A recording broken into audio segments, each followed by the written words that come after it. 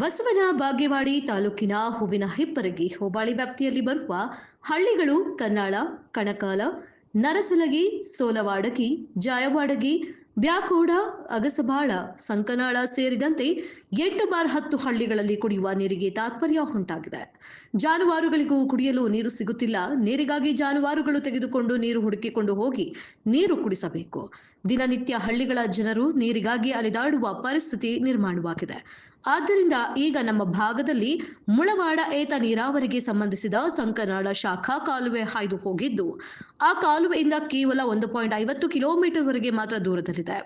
ಸಂಕನಾಳ ಶಾಖಾ ಕಾಲುವೆಯಿಂದ ವಿತರಣಾ ಕಾಲುವೆ ನಿರ್ಮಿಸಿ ಕಾಲುವೆಗೆ ನೀರು ಹರಿಸಬೇಕು. ಇದರಿಂದ 8 ರಿಂದ 10 ಹಳ್ಳಿಗಳಿಗೆ ನೀರು ಹರಿದು ಜನ ಹಾಗೂ ಜಾನುವಾರುಗಳಿಗೆ ಅನುಕೂಲವಾಗುತ್ತದೆ. ತೆರೆದ ಬಾವಿ, ಕೊಳವೆ ಬಾವಿಗಳ ಅಂತರ್ಜಲ ಮಟ್ಟ ಕೂಡ ಹೆಚ್ಚಾಗುತ್ತದೆ. ಕಾರಣ ವಿತರಣಾನ್ನ ನಿರ್ಮಿಸಿ ಅನುಕೂಲ ಕಲ್ಪಿಸಲು ಸಂಬಂಧಿಸಿದ ಕೆಬಿಜೆಎನ್ಎಲ್ ಅಧಿಕಾರಿಗಳಿಗೆ ಸೂಚಿಸಬೇಕೆಂದು ಅಖಂಡ ಕರ್ನಾಟಕ ರೈತ ಸಂಘ ಒತ್ತಾಯಿಸುತ್ತದೆ.